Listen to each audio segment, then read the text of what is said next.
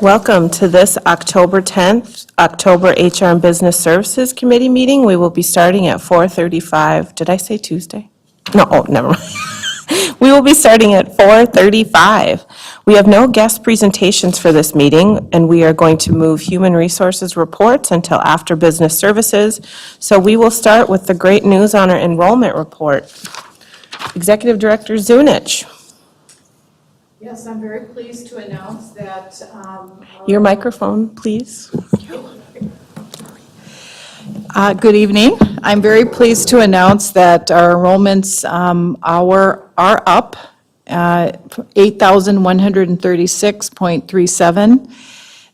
We are up 203 from FY23 end of year. So this is very encouraging. And as we know, enrollments can go up and down all throughout the year, but for right now, we're very enthused by this. This is great news, and we did have originally budgeted for 7,989, so we are coming at above our budgeted number. It's always good to exceed your budgeted number, not come below it, so that's excellent news. Thank you. Is there any questions about our enrollment report? Member Oswald, if you have a question, do you just want to shout? I can't see you right now. I could turn that so you can see better. Yeah, I'd appreciate that, Superintendent Magus, so we can get Member Oswald. Yes, I can shout, but do I need my microphone on too? I can't turn it on and off. Oh, yeah, right? Just your little microphone on there. That's perfect. Thank you, Member Oswald. We're glad to see you. Moving on next to our Child Nutrition Departmental Report. Of note in this report is that our breakfast counts are up to 4,549. That's an increase of 240 a day. And our lunch counts are up to 15,014 lunches. That's up 790 per day. And as to be expected, our child nutrition staff are very busy, and they're looking forward to filling 10 open positions. So if you're interested, please apply. Looking at our free and reduced lunch numbers, this is our status of application for educational benefits. Is there anything of note in this report, Member Zunich? No, there isn't. Okay, great. It's beginning, we hope to increase these numbers too as the month goes on. It is important for our families to make sure that they have completed this application for educational benefits, as it does have a tie-in to state funding. I, in the Eater household, have completed that and made sure I've talked to everybody around me to get that done as well. I have a question about that. Yes, Member Oswald.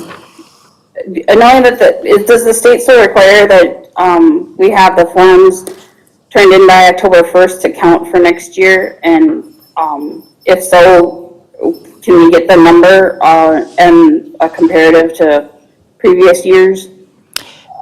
Yes, as to the status of the applications? Yes, so yes to your answer. We still need to have families fill out this form. October 1 is the deadline, but we will continue to receive these forms all the way through. And I can get that number for you in comparison to years prior. Sure. I'm concerned, with the start of free school meals, that people are slacking and filling it out, and it's extremely important. It sure is, yeah, and that's a valid concern. The sites have been doing a great job of continuing to speak to it, so we'll just continue to do that. Thank you, Member Oswald. Moving on to facilities departmental report. We have completed 370 work orders in the last month, and we're working on about 300.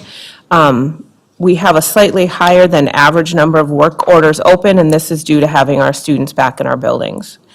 Some construction updates. Congdon Park Soccer Field's new gated entrance was completed in September. Move-in with network connectivity completed at the new lease space at the Arvig building, and GMAX testing completed at Ordine East Middle School turf. We have some ongoing discussions with PSS Track Lane 1. We are waiting, the date for the closing of the sale on the former transportation building was October 6th. We have a tentative date to purchase the new DNT building, October 20th, and we have completed the lease of the United Healthcare Group and Titanium Partners as of September 30th. And we still have operational and licensing walkthrough at the fire department through our schools. Piedmont, Lormac, and Denfeld completed. East is coming up on the 24th. We still have some work coming up here on the Hill, but these are minor operations. And we are looking for, we have, operations still has their handful filling license positions. Most of our custodial positions have been filled. Operations continues to look for an engineer 2 position at Lowell and Myers, some second shift engineers at Denfeld and Lincoln Park. And we want to give our kudos to the building operations staff as they've done an excellent job pulling off duties this summer. Our buildings look great and we want to thank them for that. Do we have any questions for our, on our facilities departmental report?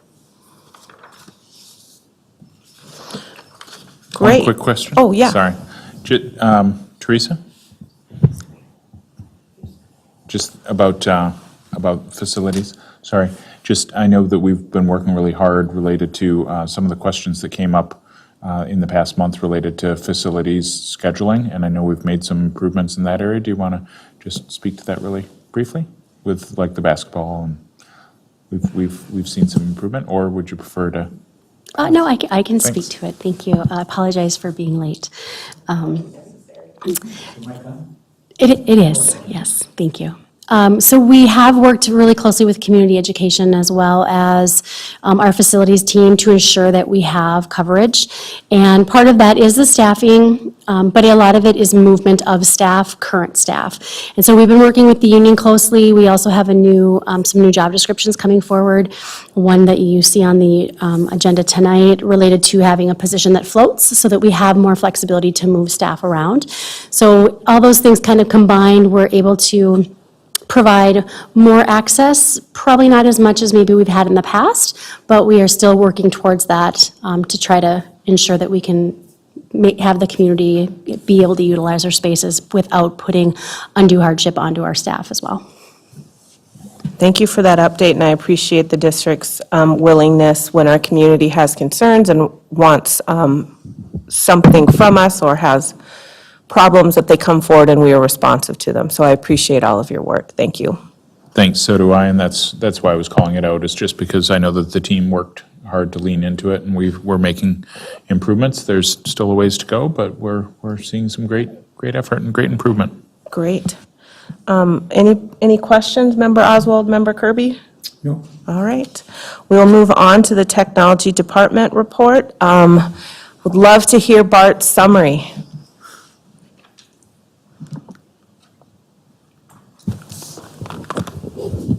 Thank you. For the month of September, everything was actually increased. Our receiving of emails, we had 1.5 million emails compared to last month of 737,000. The rejections of emails was up as well. Spam folder, 50,000 spam emails went in the folders, people's user folders. 9.7 thousand were identified as phishing. Let's see, 14.2 thousand were identified as spoofing. Zero emails were identified as malware, which is good. We did have some phishing that actually caught people. Roughly 10 users gave up their credentials. We noticed that right away. We changed their passwords. We worked with them, sent them some cybersecurity training for those people.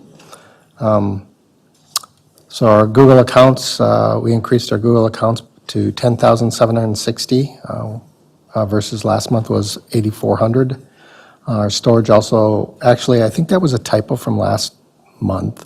I think our storage is up a little bit, but I think it should have been, shows it's gone down on there. File sharing was increased. Suspicious login attempts also increased. Failed login attempts also increased. For For E-rate bids and RFPs, we have none out there. Our tickets that we have, this month was, or last month was 14,801. Last month was, or the previous month was 1,000. Tickets were resolved was 1,539. Last month was 767. We had 385 tickets remaining open. Today I looked and I think we're at 316 open tickets. Remaining summer projects, we're still working on the DSC boardroom. I say we're 95% done. We have like one camera that is out there, and they still have some glitches that make their screens flicker. District-wide, the $2 million classroom upgrades, that's 99% done. I think we have 4 rooms left. Merritt Creek, Chester Creek, Lester Park, I believe we have left to do. The Lester Park Loop Interactive Play System is installed and done. Then I just shared Google's carbon footprint on increased services for utilization for this month versus last month. Thank you. I'm glad to see that after we have some of those, our credentials are then, credentials given up in a way that they shouldn't be, that it's quickly noticed by our technicians, and that there's some education that follows that, so I appreciate that piece. Are there any questions? I want to know what spoofing is. I know what phishing is now. What's spoofing? Oh, well, they're just going to be tricking you to give up something, you know, in your email. Phishing is giving up your credentials. They may be doing, it's like, hey, go buy a credit card or a gift card for me, stuff like that. That's a real common one it starts at while they mask as the principals, and they send it to the staff saying, hey, we have a secret party for so-and-so. Can you just go out and buy some gift cards? Don't tell anybody and give them to me. Yeah. So. Are there any other questions? Oh, yes.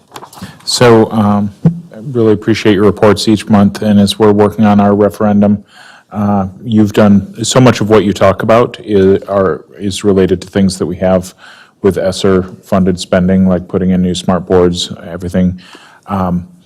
Just very, very briefly, what will be the effects if we don't have that funding moving forward, and what will be the effects if we do? Just maybe a minute each. I know continuing to upgrade our classrooms, we roughly have 250 classrooms left to do at the secondaries.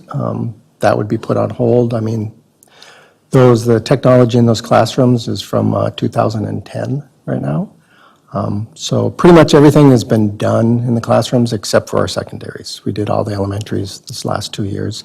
For our blended learning with our district Chromebooks, that would increase or would have to extend the life of those from the 3 to 5 years that we're planning to do to keep those until they're not working anymore.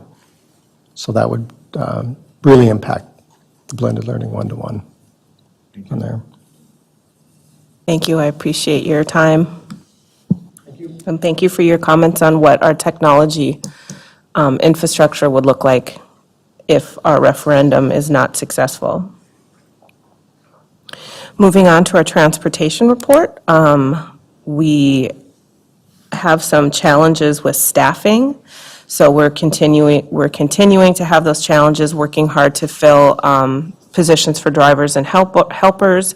We give thanks to our transportation supervisors. He's in charge of managing our staff as well as learning routing. And then it looks like he has to fill in on routes. So we appreciate that. Our buses are having some issues due to age and rust, but we're getting them back to where they need to be. We've given 2 borrowed buses back to Voyager, as we are back to having a couple of working spare buses. That's great news. And yay, we have our garage door openers and assigned spots, so our buses can now be in the bus barn. Up until now, you've seen them parked here. Yes. But now they'll be able to drive them right in. That's great. Yay. So that is our transportation report. Any questions or comments on transportation? As we come back to, that is complete for our business services report, and we'll come back to HR. So Director Severance, what do we have going on in HR? Always a lot going on in HR. You'll see from the report, which I always like to see, is there's more hires, as you'll say as well, than there is resignations. So lots of hiring going on in our non-certified staff. You heard it in the facilities report that we are almost full with our custodian staff. We are, and I mentioned this, I believe, last month, we are working on how do we skill up custodians to fill those engineer positions that we are still short of. But trying to get some additional work with that. We are in the process of verifying all of our staff assignments in our software that houses all of our staff information, making sure their assignments, their budget codes are correct. We're meeting with principals to ensure that everything's in there and just making sure that we have the staff that we need for different areas. We are in the process of doing certified staff lane changes. Yesterday, a couple of us went through those. This is for the certified staffing so they can achieve a different level of pay. We processed 52 and we still have a small stack to go through, and they have to be received by the 15th. So that's what we've received to date. We expect we'll probably have another 20 to 30 coming in. So lots of our staff taking advantage of upping their education so they can move along that process. And then the last thing for the general department is that we are working on finalizing Laserfiche so that we can get all of our backlog of personnel files as well as our current personnel files into an electronic filing system. And we're working through the last pieces of the bids on that so that we can move forward and get those scanned in. Part of that work, if you've ever been there is a locked cage at our Garfield facility that is stacked full and full and full of personnel files from ever. So really excited to have that where they're easily to retrieve electronically, and it'll just allow us to be better on retention schedule as well. And I'm assuming once that's all loaded up, that's all searchable. It is. That's good. Yes, it's Okay. searchable, and then it does automatic retention. So not that there's a lot of personnel files that you can discard of, but there are some, and we can put an automatic processing in for that so that it will always be on top of our records retention piece. Benefits team has been out going to visit on sites, meeting with teachers and other staff that have questions about benefits, just to kind of get out there and answer any questions, not only for new employees, but current employees if they have any questions. They started on October 4th. I believe they've already been out to 3 sites, and then we'll continue through the month of October to go out to the rest of them. And they'll also plan to do that as we get into the early spring, in case people are having questions, especially as we get towards that retirement time. They are they're working on open enrollment, and as a result of that, we are also looking on a potential for enhancing our dental benefits. So the open enrollment starts in early November for a first of the year change, and that is all of our benefits with the exception of our health, which is cycled in the summertime. Our hiring updates, we're still very limited on the certified staff, and most of those are long-term sub, or someone has taken another position within the organization. So there's only 3 openings there. You can see the non-certified. We are looking for bus drivers as well as bus helpers. Again, child nutrition, but we're only down to 8 openings now, which I think is really good. Maintenance, and you'll see the 10 that I have listed there and kind of what they're inclusive of. Again, most of those engineer positions are the ones that we're really trying to skill up our current staff to do. And then always seeking playground and cafeteria monitors for the elementary schools. We've been putting a big push on that, and you'll see that also in our hourly rate sheet. We've tried to enhance the wage a bit so that we get more people to want to do that. And still seeking paraprofessionals. Lastly, the contract negotiations. We have 1 unit that will be voting next week, which is actually this week, Thursday, on a tentative agreement. And actually earlier this week, finished up the DUIA again. They've had a change in leadership. So although we had a TA, there was questions with the new union leadership coming in, so we met again to kind of confirm and answer any questions because of that transition. So we're hopeful that they'll be voting on that as well, so that we may have two more contracts coming to you in November. And then we still work with the principals and education directors on finalizing the negotiations with them. We have met with the teachers just to work on some of our subsets of language that we've been talking about, not yet into negotiations, but working on some of those collaborative labor management processes on some of our common interests. And then the integration specialist, which is new this month, reporting, we have scheduled now for the end of October. So moving right along. All of this is great work. I just want to highlight this. What do we have? We've posted and filled 243 openings for this school year, with almost 100 of those positions filled with external applicants. So I think that speaks to our quality as an employer to work for. So I want to thank you for that, because I know you've been working hard on those processes, so thank you. Are there any questions? One comment. Sure. Just want to say thanks for all the work that you're doing. I think when we think about our 3 goals of supporting every student, advancing equity, and improving systems, we see many systems improvements here, from the microfiche recording to our ability to fill positions. Also, some of the postings. I see advertisements now. Sometimes when I'm on Facebook, I'll see Facebook advertising for Duluth Public Schools, because social media knows who people are and can target it. So I think that that's really another critical piece. And also, I think sometimes we talk sometimes about the shortages being, staffing shortages having effect on things, which is still partially true, but quite often it's also a lot of, illness, and that COVID is still an issue sometimes. And so occasionally we'll have a number of people out at the same time, and so that sometimes can be problematic. But also with the negotiations, I know that, it says that we're focusing on topics of interest. So in some people might be saying, well, it seems like we're going slow with negotiations. I would say that's partially true, but I would say that really seems to be a trend around the state right now, that the teacher bargaining units are wanting to take longer a little bit for this. And I also we've clarified with Ethan and others that this is not intended as stalling on our part, that we're willing to move forward more rapidly too, but I think it's a mutually agreed upon moving forward. Thank you for that, and I like to think of us as intentional, not slow. We're very intentional these days, and I like that. Member Kirby, Member Oswald? Good? Great. We will move on to 2 recommended resolutions we'll have at the board meeting next week. Acceptance of donations to the Duluth Public Schools, and we have a wide number of donations that are graciously given to us from our community partners to our public schools, including donations to Denfeld, Lakewood, Lower MacArthur, Piedmont, and Stowe, and they're ranging from school supplies to snacks to all sorts of different things, so we appreciate our community lifting us up. We have another recommended resolution, which is an acceptance of grant awards to the Duluth Public Schools, and we have some great grants that we're accepting from the Ordine Foundation, Cal Harris as the author or contact for Laura MacArthur Historically Black Colleges and Universities trip. I just want to lift this one up. It's for the 2023 Historic Black College and University and Civil Rights History Tour, and the Ordine Foundation is going to help us cover the cost of the hotel and food, so we're very gracious for that grant.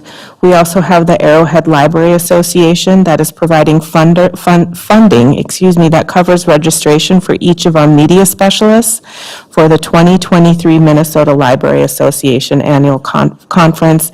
We have much appreciation to the Arrowhead Library Association that allows our media specialists to go ahead and get the professional development that they need, so we thank the Arrowhead Library Association. The Lester Park Foundation is granting money to the Lester Park Spanish Club for a part-time program coordinator that will help coordinate that club at Lester Park, and we are appreciative of all of those grants and donations. Do we have any comments? Awesome. Moving on to what we're going to see on the consent agenda, we have our HR staffing report that can be located by the public on our board book. So we have our staffing report. We also have 2 new job descriptions, one for the second shift floater custodian position that Superintendent Magus talked about earlier. That helps us make sure we're responding to the needs of our community so they can get into our space and get some great physical fitness for our students, and then also a job description for the HR specialist. So Director Severance, would you like to comment on those? Yes, you're absolutely correct with the second shift floater custodian. We've worked with the union on this actually over several months. It's kind of come up and gone back down a few times just as other stuff has been prioritized. But when we talk about wanting to get additional staff and have some flexibility, we both agreed with the union and the district that this was a necessary movement forward. It did go to the Civil Service Board last week and was approved there, so the final approval then is through this board, and we can post for those positions, and that will allow us to have that additional flexibility in that second shift custodian position. The HR specialist job description is actually the result of a reclassification request from 2 HR assistants in the HR department, and they are the 2 that actually serve in our hiring roles. One is primarily for non-certified staff, and the other is for certified staff. When we lost our HR manager last fall, and for 6-8 months had not replaced it, both of those HR assistants took on some additional duties that after we went through it, and they were processed out of class, so they were compensated for that.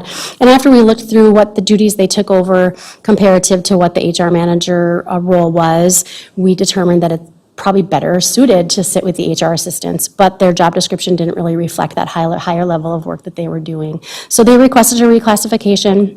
It was reviewed by myself as well as their union, and they put together a nice kind of structured, here's what additional work that we have been doing, and this was the result to create a new job description for them.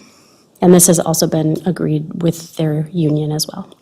Great, and then, just so I'm thinking correctly, did we hire an HR manager as well, or those? Did. Yes, Yes, okay. Charlie Cook. Charlie, okay. So he just wanted started to in make- June, and what it's actually allowed, because the specialists continue to do that work and at that higher level, it's actually allowed for our team and specifically for me to be able to have Charlie do different level duties that are probably help the whole department move forward rather than signing offer letters and those type of things. So really being able to raise that position as well to do kind of the higher level work.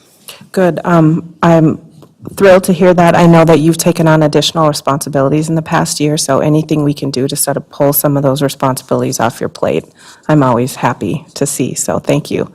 And I always, believe in job enrichment for staff, no matter where they're housed. And this just was the opportunity that we had because we needed the work done and there was no one there to do it until we did hire Charlie Cook. And they really just both jumped in with eager desire to learn more, and they've really taken on great. As you can see by our numbers, they're doing a great job managing our staffing. That's great. Are there any questions on the 2 new job descriptions? No, but I have an HR question. On the staffing report, there were a couple of categories. What is intermittent leave? And there was another one, presumed resigned. I haven't seen those before. so- Great question. Intermittent leave is a component of our Family Medical Leave Act. So they can take a continuous leave or they can take intermittent. So depending on the condition or the family situation, it might mean that they need a day off here and there because of their condition. And so that's the difference really between an intermittent leave and a full-time leave, is that they do still work part-time. And the other one was presumed resigned, which means that we had an employee that, after a certain period of time, depending on the bargaining unit, just did not call or show up for work. And each bargaining unit has a different timeline, but then they're presumed resigned under their contract if they don't show up for certain periods Okay. without I communicating. had a follow-up question too, but I can wait for Member Kirby. It was towards the bottom. I can ask my question while you're looking at that, in that, I know previously we would see leaves processed, on the staffing report for a couple days at a time. Does this eliminate the need to do that and update, specific days, or are we gonna continue to see when those employees take their intermittent leave? You would, for the intermittent, we would just show that it's an intermittent leave, and because it is sporadic, and we wouldn't necessarily, we'd have it on the report as they're continuing to be on intermittent leave, but we wouldn't necessarily have the specific dates. Does that answer your question? And I think it just streamlines the process, from what's been practiced previously. That's the way I see it. If that's the case, I hope that is the case. It makes your job easier. Yes, thank you. Thank you, Member Oswald and Member Kirby. Moving on to finance, our financial report. Executive Director Zunich, is there anything of note in this finance report? Thank you. We've been working through some student activity accounts and right-sizing. The Skyward system does not roll over account balances, so we've been going through that. So we've changed some numbers in Fund 79 in revenue and expenses, but overall, our revised budget is still showing to the good over expenses, so I'm happy about that. I've provided the ESSER spending so far, and I broke it down by program on the bottom left-hand corner. So we've spent $735,284 so far. And so we're on trend to, fulfill the balance that we have for ESSER 3 for FY '24. And I'm still giving you to the right, the bottom right there, our extracurricular. I'm showing our revenue and our expenses. That's our student activities. So I'm still providing those numbers. They're part of Fund 1, but that was requested, over a year ago, and I'm still going with that practice. So that's the budget summary. We're still under audit in finance, and Sheila Stevens is really taking the lead on that, doing a great job. And so we've come up with a good process too for the audit, and they've been on site twice, and they come back one more time at the end of October. And then, everything has to be to MDE by November 30th, so we're still working very hard on it. Great, thank you. And I think I signed I remember seeing the email now, but I can't remember if I signed it. You replied to it. Okay. So- Yes, thank you. Whew, all right, good. Are there any questions on our financial report for Executive Director Zunich? Great, okay, moving on. I believe that, where am I at? The attachment is pending, but for the board meeting, we will be looking at an hourly substitute pay let me start over. Hourly substitute pay rate wage increase for FY '24. Is this what you spoke about earlier, It Executive is, and I Director? actually do have the attachment. Good. If you'd like to see them, I can hand out. Love to. And if you do have a copy on email, it would be great if we could shoot it over to Member Oswald.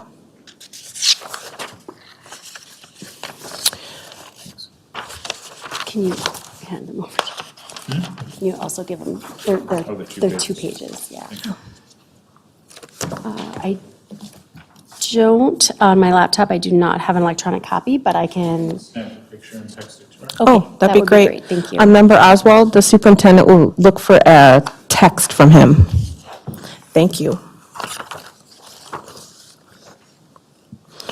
Are those both Karen? Yes. No, Community Oh, okay. Edge, nope, we're good, yeah. So there'll be 2 separate pages, and it's actually just for the aesthetics to be able to see them on 2 separate pages. Thank you.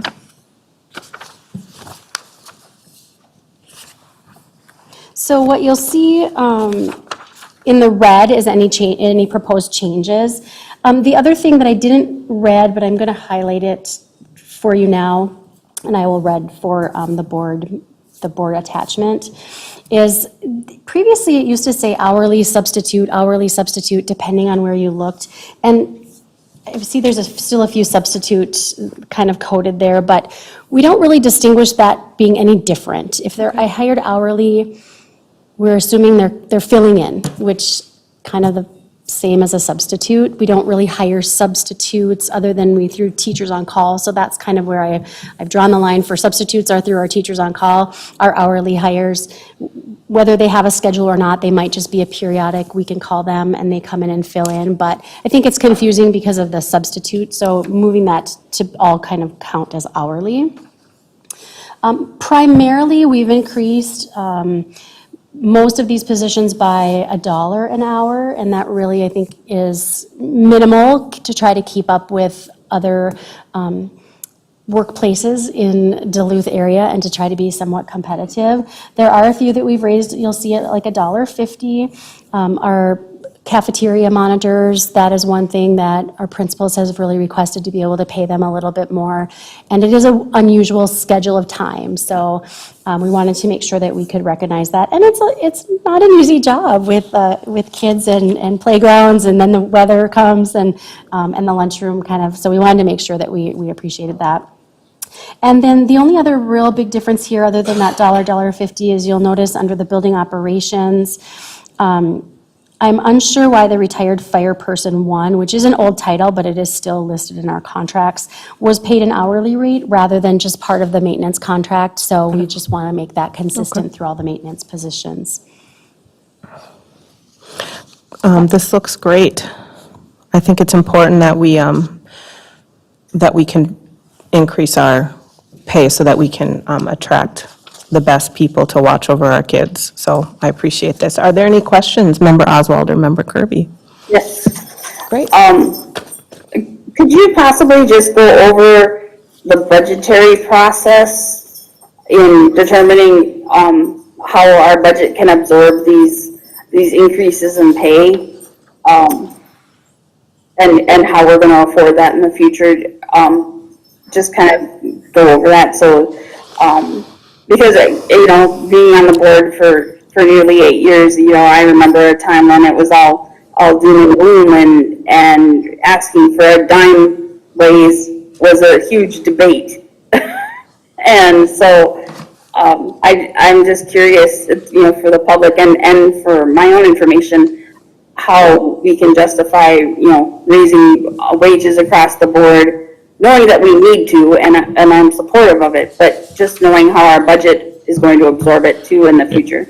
And I'll have Executive Director Severance answer that in detail, but I think part of it is related to the referendum as well, because when we think about just the staffing needs that organizations have, that we have no choice but to pay a decent wage, or a better wage for bus drivers, a better wage for our custodians and others.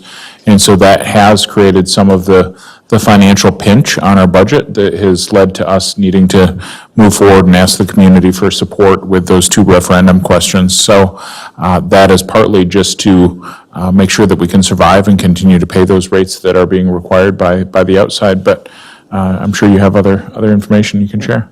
Yeah, what I want to just point out, although this looks like a lot of employees, because there's so many different titles, we don't have really that many hourly employees. And of the hourly employees we have, they are maybe work between 13 and 20 hours, if not less, a week. So the impact, and I'll let Simone speak to kind of that budgetary component, but the number of hours and the additional dollar, I don't believe has a huge impact because there's not that many staff that we have in that position. So although it looks like a lot on paper, I think in order for us to be competitive and also for us to be able to provide our other employees support, I think we have to, and again, I don't think the budget impact is that great because there's that few number of people that actually work in these positions, but I'll let Simone speak to that. So, thanks, Teresa is correct. First of all, we have to be competitive. We can't bring anyone at $13.50 an hour to help out when we need help. It's, they're not benefit eligible, and the amount of hours we need is minimal as well, so it's not a big impact. And this formality of this sheet is something that should be brought to the board really every year to approve any wages that are not part of a contract. So while to Teresa's point, it looks like a lot, it is a minimal impact on the budget.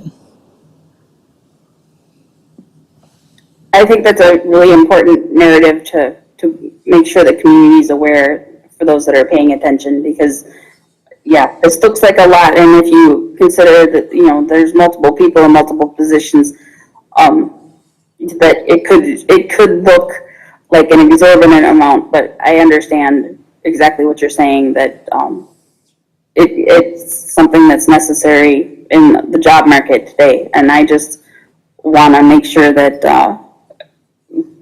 we acknowledge we're in different times than we were in the recent past.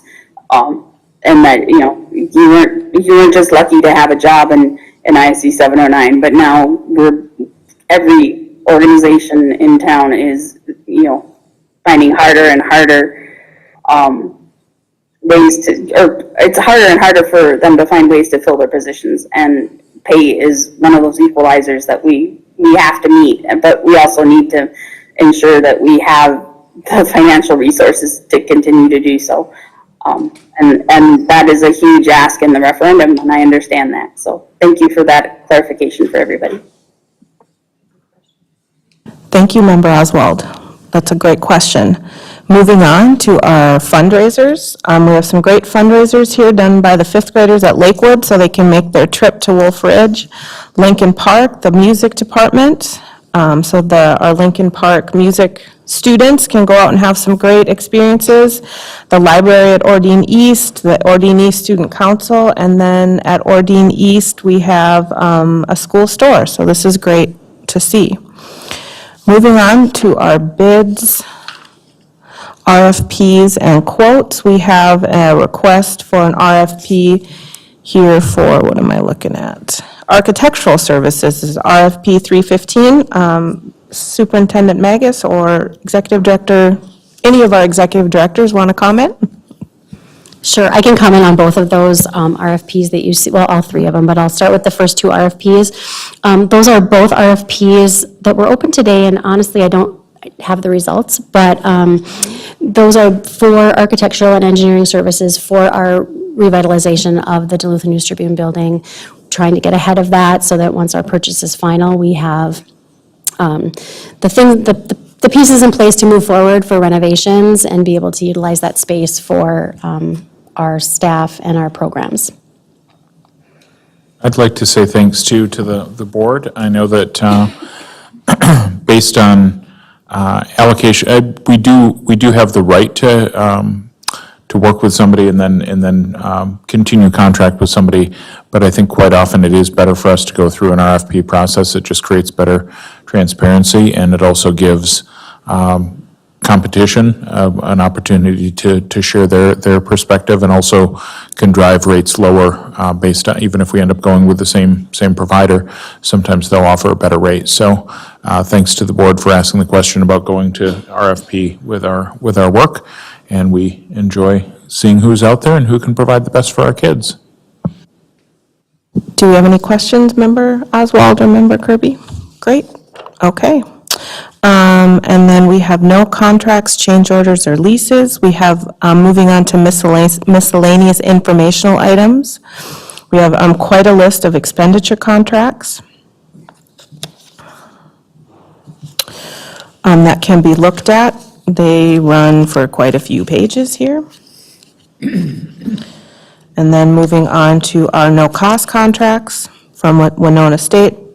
We have Duluth Adult Education, PAVSA, and then also Nystrom's and Conflict Resolution Centers are a no-cost contract.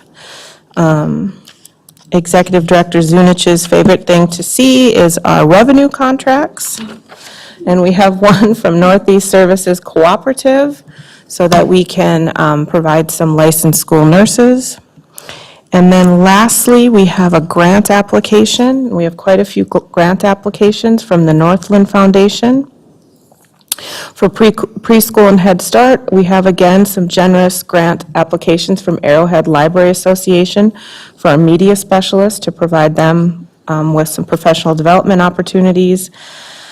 Also, some from Hospitality Minnesota Education Foundation. This is great, out at East, to help subsidize the industry-backed culinary arts and restaurant management curriculum, help to purchase industry standard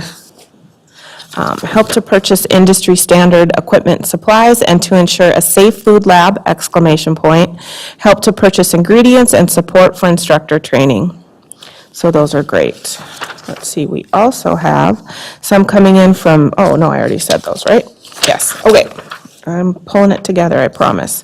And then lastly, we have a great guide for our boosters, to go ahead and give some guidance to our boosters as to what they're obligated to do and what supports they can expect. And I think that's everything. Does I have any- Yes, go ahead, Member Oswald. I just want to get clarification, from Director Zunich, that, we have, what kind of control do we have over booster clubs existing? Or is this just, can they exist out in the community, with or without our approval? And does this approval, reference guide only refer to when they're donating money to us? Or do booster clubs have to get our stamp of approval in order to even exist? I guess is really what I'm asking. That's a great question. So in essence, no, they can operate, but they do need to fill out a document with the athletic directors saying that, letting us know that they're going to be actively involving the district or the site, that they're going to be doing some fundraising. And so this document applies to everyone, even existing booster clubs right now. And it's very similar to what we've had, but we've just, fixed it up a little bit. We've added more language as far as protocol and, how our booster club should be doing their reporting and whatnot. We've suggested their financials on how they report that, but the language we removed was the one that said that the district may need to ask for reimbursement, copies of reimbursements, revenue, or disbursements. So the Department of Education, our attorney, and the state auditor said we do not need to do any oversight. So I think that was a really important sentence to pull out, and the school board suggested it. So now we have, our athletic directors are thrilled with this. We're even going to be putting a link now on our website with Adele Welland's help, our communications officer.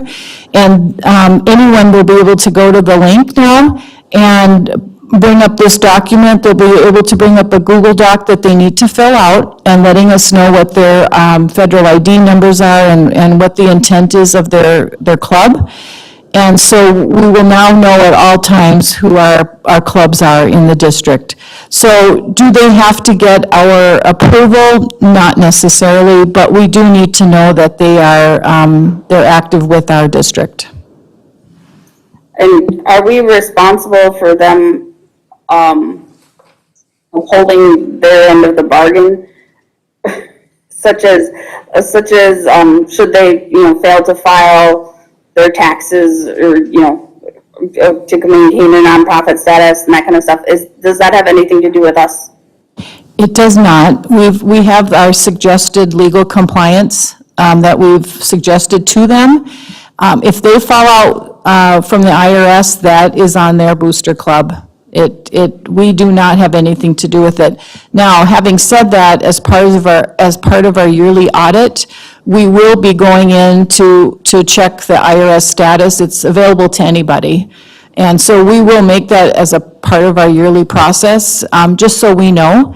But do they have to have that to operate? Yes. So if they're clearly not operating within their IRS status, then they have a problem. All right, thank you for that. You're welcome, thanks.